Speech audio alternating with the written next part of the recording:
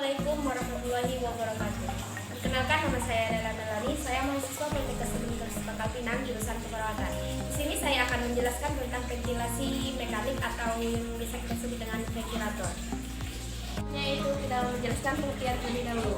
Di mana ventilasi adalah pergerakan udara ke paru-paru dan dari paru-paru. Ventilasi mekanik adalah suatu alat yang mampu membantu atau sebagian atau mengambil alih sebuah pertukaran gas paru untuk mempertahankan hidup. Selanjutnya juga bisa mempertahankan ventilasi alveolar yang adekuat, bukan untuk pengobatan, memberikan bantuan napas dengan cara memberikan tekanan positif melalui jalan napas. Selanjutnya yaitu indikasi, terdiri dari gagal napas akut disertai asidosis respiratorik yang tidak dapat diobati dengan pengobatan biasa.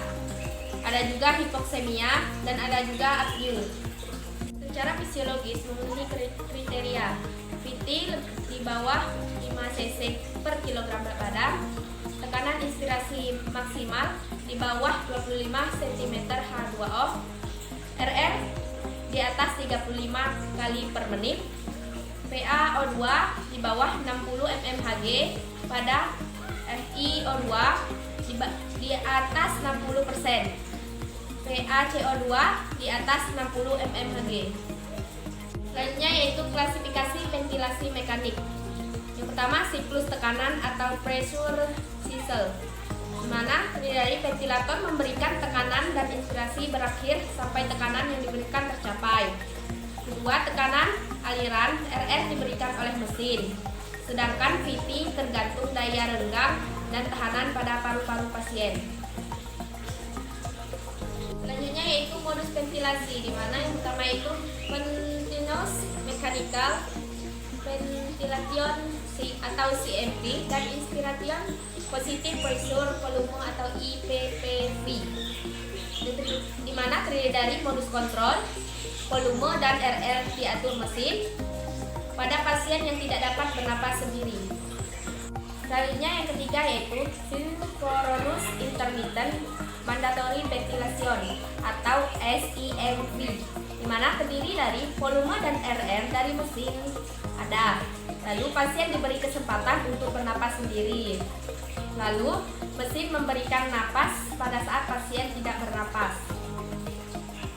Yang keempat yaitu positive and expiratory pressure atau PEEP, di mana terdiri dari mempertahankan jalan napas pada akhir ekspirasi sehingga meningkatkan pertukaran gas di alveoli.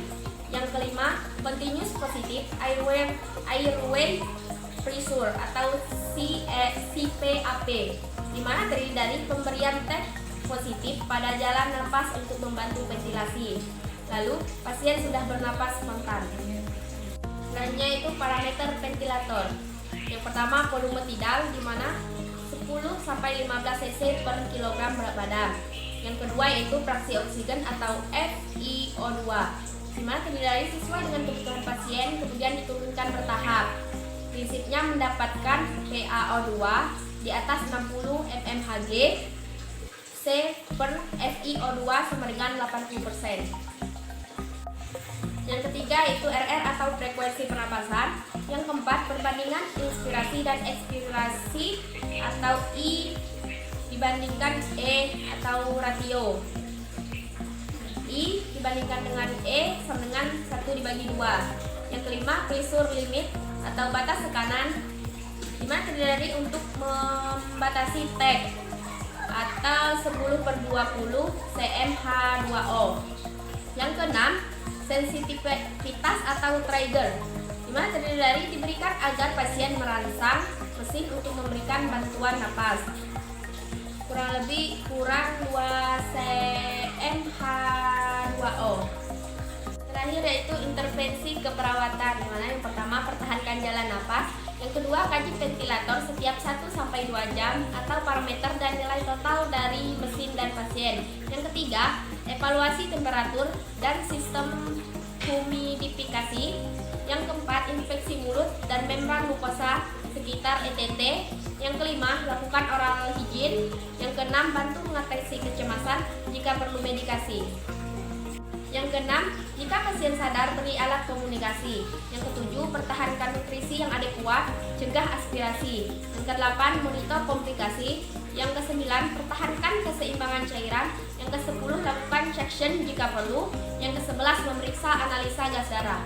Baiklah, sekian dan terima kasih. Itulah penjelasan tentang ventilator mekanik. Wassalamualaikum warahmatullahi wabarakatuh.